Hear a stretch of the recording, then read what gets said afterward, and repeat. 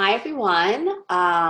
Welcome to Raising Good Listeners by Raisology, and I'm Dr. Sharon Somek, and I'm really excited to have you all here listening in on this first live workshop that I'm doing online. I've done this talk live in person, and it's been great. So I'm excited to have you all here and really to answer your questions and hopefully teach you some tools that you can use with your children or toddlers. Okay, I'm just gonna get set up here. Oh. Okay. So if you are here and listening live, if you could just get familiar with the chat function. There's a little chat bar at the bottom. You can say hello, let me know where you're from. I love figuring out where everyone is, and it would be great. Okay, there we go. I myself am from Long Island, and I'm looking forward to getting started here. So, okay. All right. So during this talk, you're going to discover what to do when you've exhausted all your options. Your child is really refusing to listen to anything you say, and you're getting really frustrated. And you feel that the communication method that you are using is just really getting you nowhere. And I know I've been there, and I'm sure you have too. Okay. Okay. This is for you if you're a parent, a teacher, a nanny who feels you've tried it all and it really just seems like it's not working.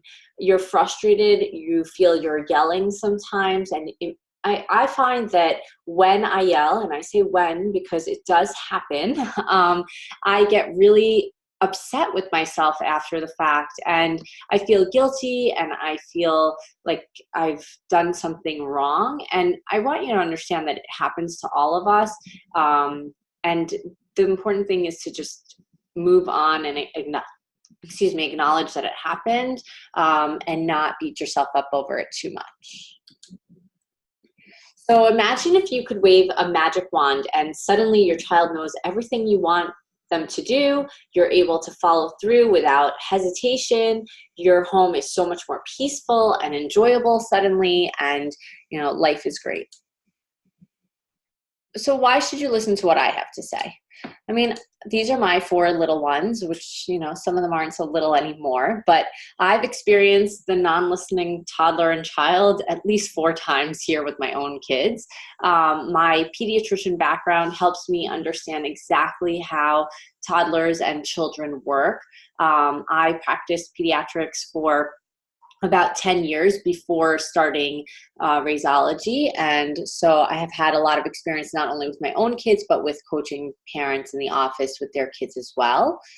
And I really have laid out the exact script that will help you have these conversations with your kids in a way that is sure to get them to listen. Okay. So here's a testimonial from a client who I've worked with. She says, Sharon understands the motivations behind children's behaviors and always uses excellent language with examples to help children understand how they can make better choices.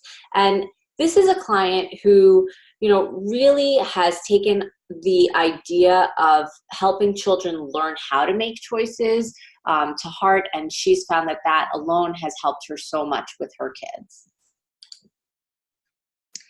So what happened really is I never really thought about this script per se in such a concrete way. And then I was talking to a friend on the phone, and I had to actually interrupt my conversation because my daughter was doing something that I wasn't too happy with. And I always feel like in the moment if I need to intervene, she's doing something dangerous, then I like to do so. And so I did. And, you know, when I got off the phone with my friend, she said, when I got back to the conversation with my friend, she said, you know, do you always talk to your daughter like that? And I didn't really give much thought to it. I said, yeah, I guess so. And that's when I realized, and really she helped me realize, that this is something I need to share with everyone.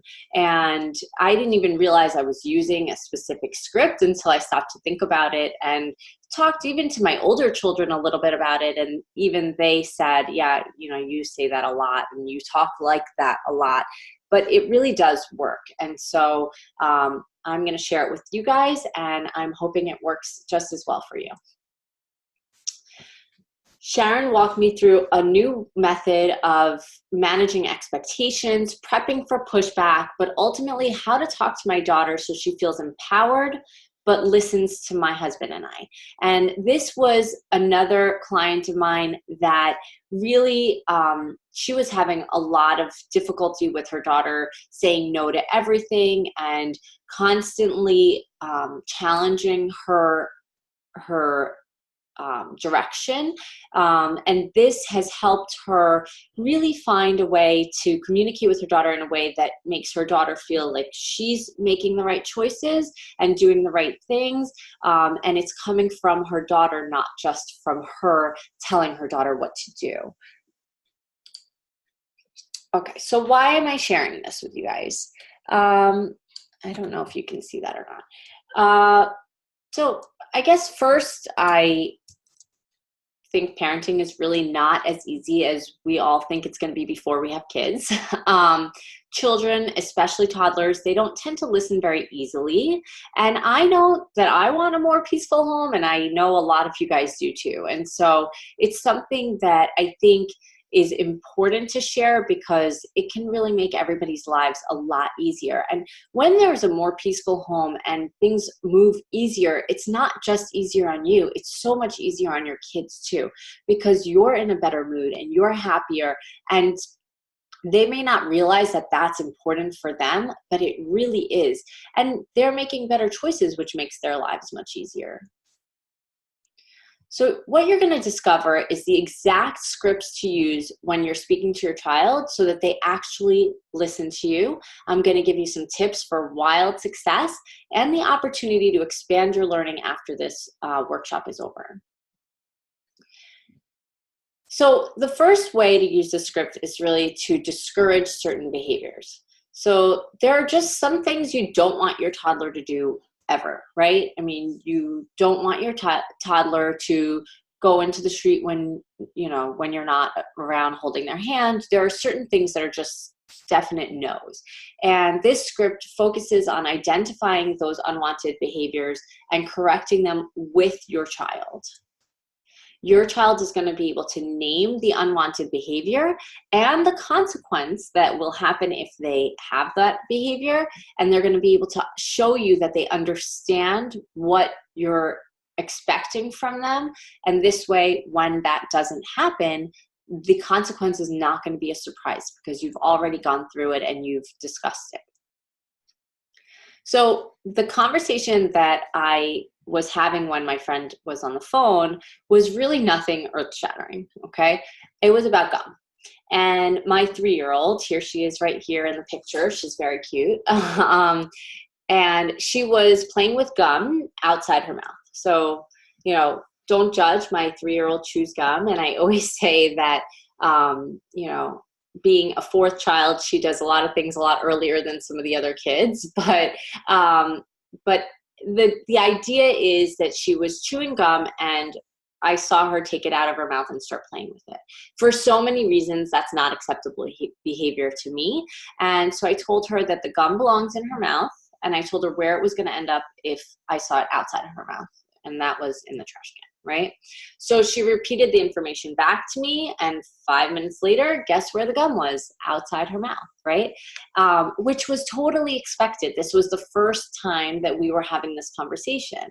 And so it didn't surprise me, but as I promised, the gum went right back into the trash. And of course, she had a tantrum, right? The first time you're going to try this, maybe even the 10th time you're going to try this, your child might not be too happy about it. And they're going to protest, and they're going to have a tantrum, or, cry, or whatever your child's outlet for that is. And the most important thing I can say is that you need to be strong and not let those tantrums affect the way that you are sort of dealing with the consequence situation at that moment. If you give in because they're tantruming, you're going to set yourself up for more tantrums and more negative behaviors, because those things are working for your child. So here's the script, right? The script is basically that you're going to say, I notice that you have been, and I'm going to use the gum incident just so that we can stay consistent here. But so I've noticed that you're putting your gum outside of your mouth when you chew it. You're playing with your gum when it's supposed to be in your mouth. And I really want it to change. So if I see you putting the gum outside your mouth, from now on, it will go immediately in the trash. Do you understand? And most likely your child's going to say yes, even if they don't. But if not, explain it and show them again.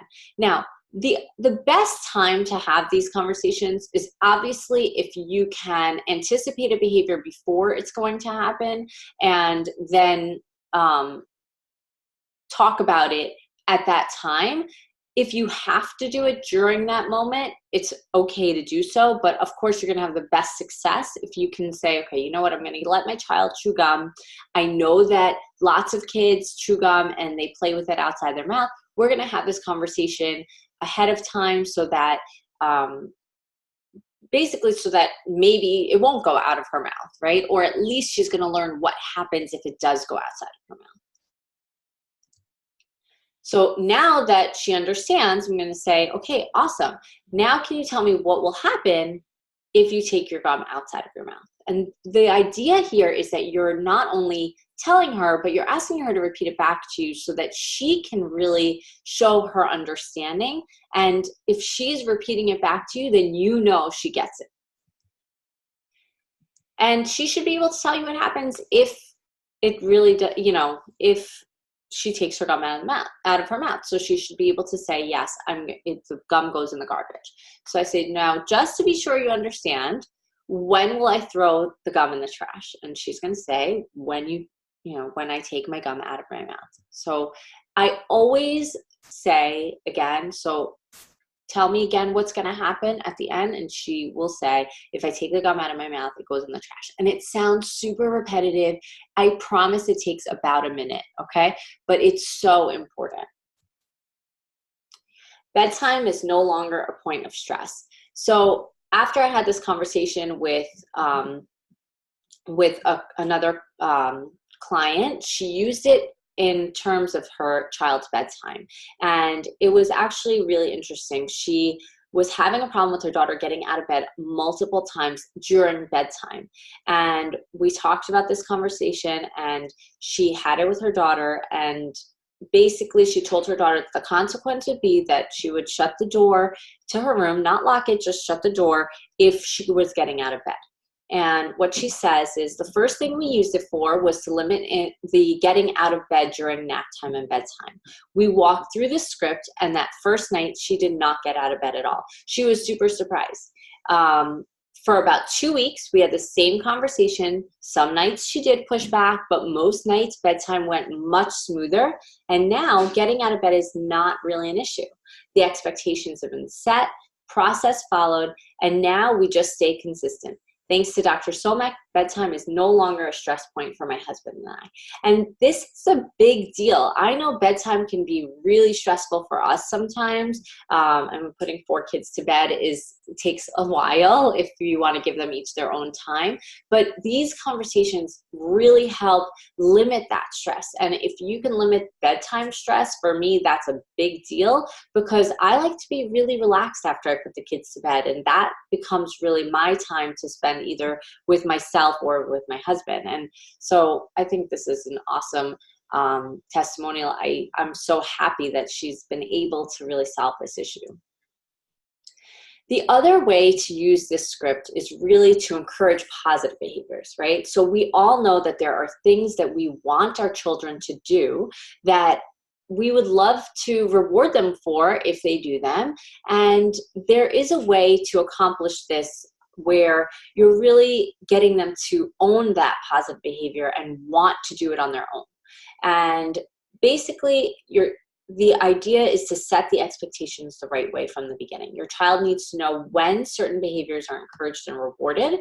And it's really important to remember that you're using these rewards for short-term success and not for a long-term option, right? You don't want your children to feel like every time they're going to do something good, they're getting a reward out of it. That will make them do things just for the reward. But to use rewards in the short term to change behaviors is actually a very good tool. So here's that script. I would really like to see you start cleaning up the table after you eat, okay? The reasons I think this is important, right? So the idea here is you want to list a few reasons that it will be important to your child, okay? So I think it will be important because it will teach you a sense of responsibility. It will make you feel good that the table is clean, the kitchen is clean after we've eaten. And if the kitchen is clean and you have put away your plates after dinner, then you can have dessert. So next time I see you clearing the table without being asked, then we will have ice cream for dessert. So let me know what will happen if you clear the table without being asked. And they will almost always know what their reward will be. They don't let that one slide.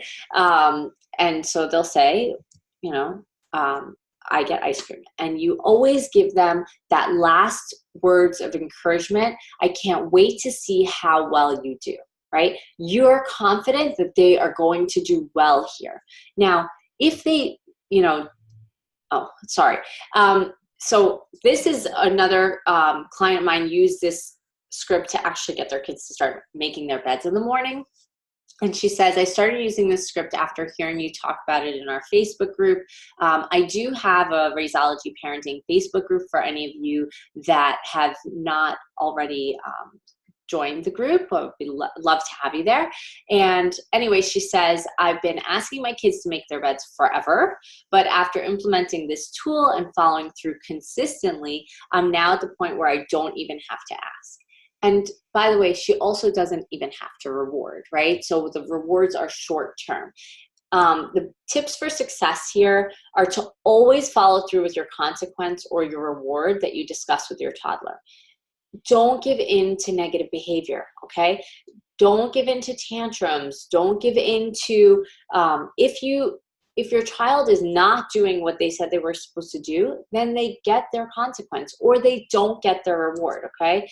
Do not offer the reward unless they've actually carried out the behavior that you discussed. So say, my daughters were supposed to get a reward if they cleared the table without me asking.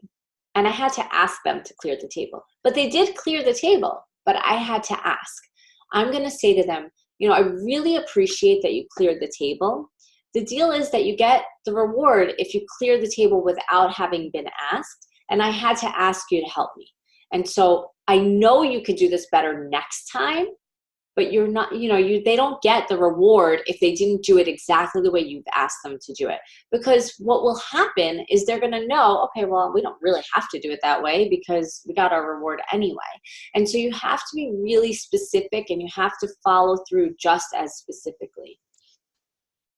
The consequences should be as related to the behavior as possible. So for example, we've had issues in our home where my daughters they only watch TV really on the weekends, but sometimes getting them to turn off the TV can be a little bit challenging since they really are enjoying it. And so what we say is, if we have to ask you to turn off the TV more than once, then you lose your TV privileges for the rest of the day. And it's as simple as that. And so basically, that is showing me the relatedness of the consequence to the action. The consequence is no more TV because they had a hard time turning off the TV. So if you have a hard time turning off the TV doesn't go on. As often as possible, if you can relate the behavior to the consequence, that is the best option. Rewards should be something that you know you're going to give your kids anyway. So if dessert was ice cream or brownies anyway, or if you know that you really want to take your kids to see this, the fireworks display or whatever it is, then make that contingent upon what they're doing, okay? But remember that you are going to follow through. So if it's something that you were going to do anyway, but you really want to do it no matter what, don't make that contingent upon behavior, because they may not behave the way you want them to. And in that situation, if they're not going to behave the way you want them to, you're going to miss out on that activity if you need to follow through. This actually happened to me once, and I can tell you that I learned a lot from the experience. My second daughter was about 3 years old, and this experience I'm going to tell you about now, I believe, was a real turning point in my relationship with her. And she was misbehaving. I can't even tell you what she was doing, but it was driving me nuts, okay? And she was one of those kids that tested every boundary, so I'm not surprised she was driving me nuts.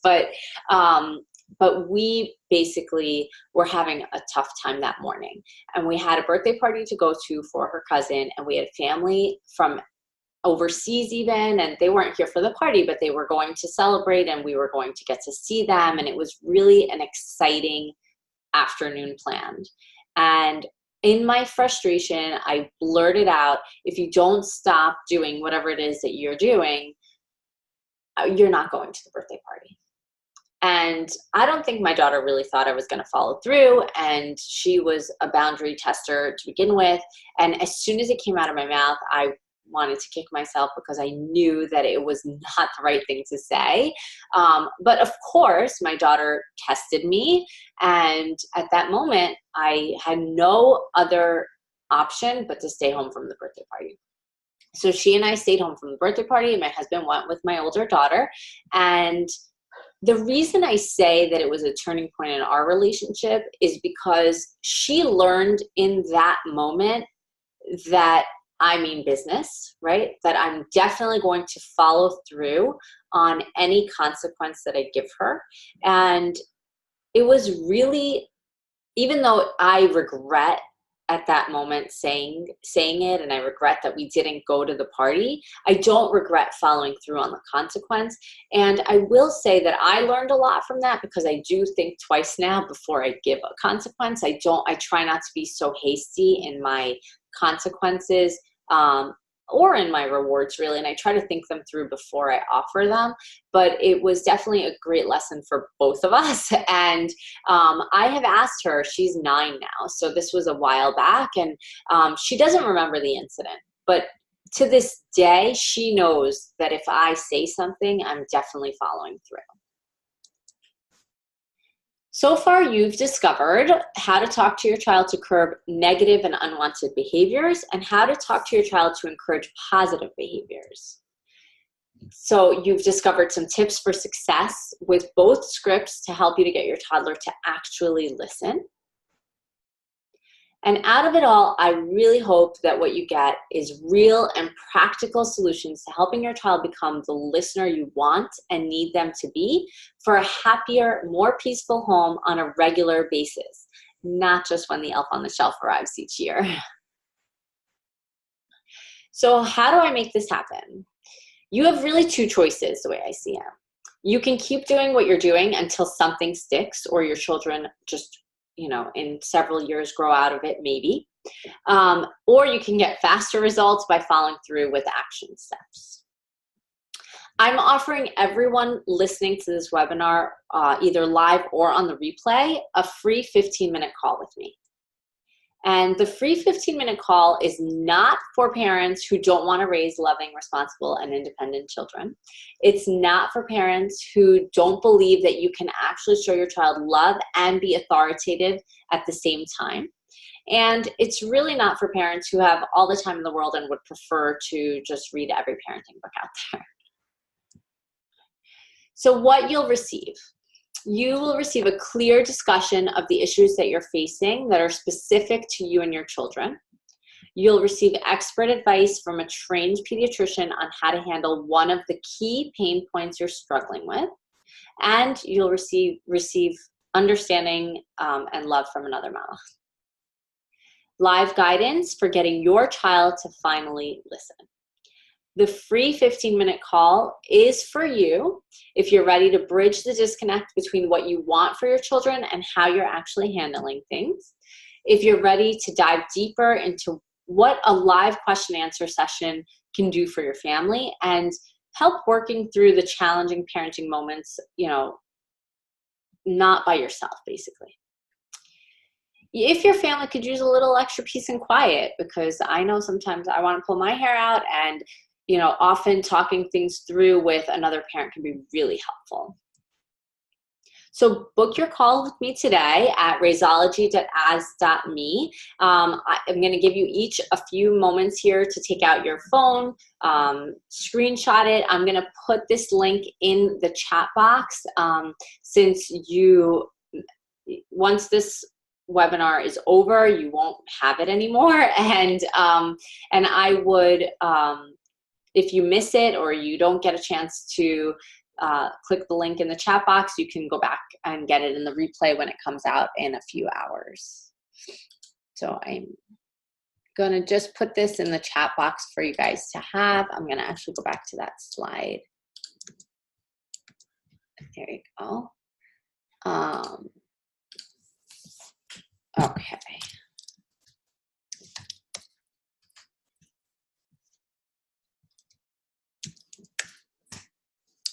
Okay, so does anyone have any questions for me as we finish up here? I do have one question that came through, and that was a question about how to relate consequences to the behavior. So I find that so the question came through, and she said, my child sometimes runs into the street without asking. And I want to have this conversation, but I don't know what kind of consequence to give my child that's realistic that would be related. And the truth is, sometimes there isn't a great consequence that can be related to the behavior, right? So you and I both know what the consequence that we're trying to avoid, the real life consequence we're trying to avoid is, but we're clearly not, we don't want that to happen. And what we're trying to accomplish is a situation where your child is not going to run into the street without you altogether. And so what I recommend in these situations is, if you can't find a consequence that's completely related, what I do is I give a timeout. So I actually have a whole Facebook Live video on the Raisology Facebook page on how I do timeouts with my kids. But if my daughter was having a hard time learning how to not go into the street without my assistance, I would remind her that that's important. We would have this conversation exactly the way we talked about it, and the consequence in the script would be a timeout. So if you walk into the street without holding my hand, you will get a timeout.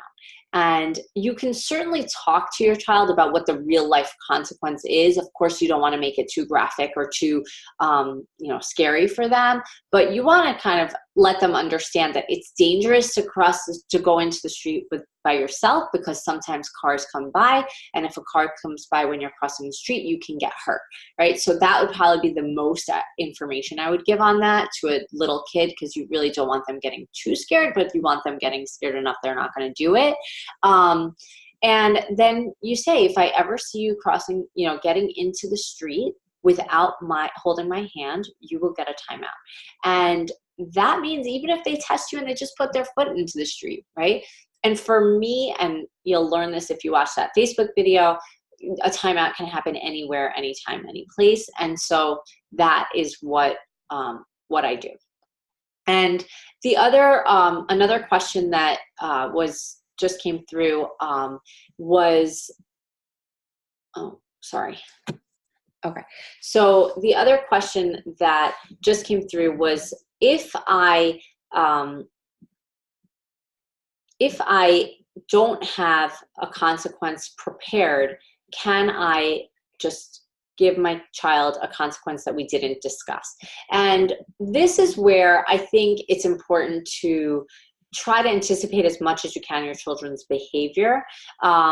What I would recommend in this situation is that if you feel that the behavior was bad enough that you can't ignore it in the moment, then yes, you should give your child whatever consequence you think is important in order to avoid a situation.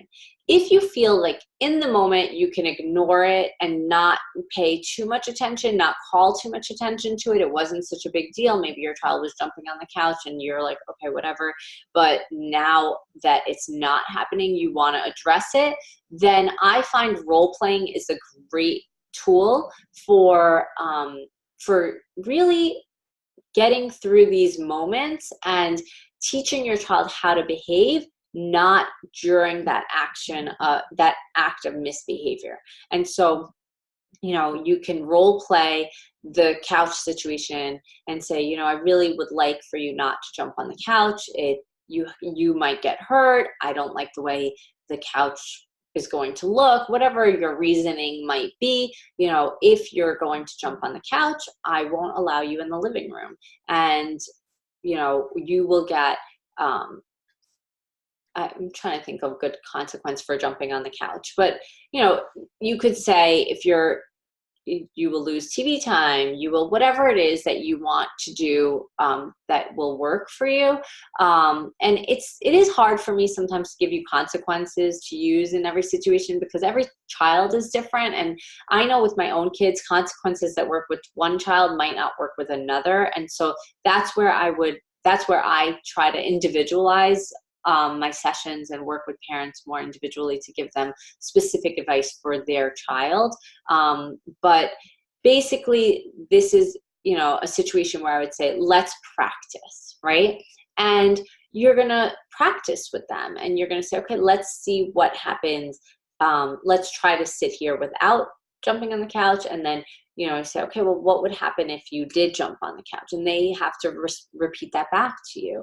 And these situations are really important to spell out for them as clearly as possible. When they know what you expect, it's, first of all, much easier for them to follow through. And it's also much easier for you to then understand that they knew what was expected of them. And this is not a situation where they just didn't get it. They just were trying to see if you really mean what you're saying. Anyway, that's the end of our time today. I really am appreciative of all of you who came today to this webinar. I think that it was really informative for me, and I hope it was informative for you. And book your call. Don't forget to book your call. It's a free 15-minute call to talk through one of the issues that you guys are having. And this replay will come out in about a few hours or so. Okay. Feel free to send me any comments that you have, and I look forward to hearing from you.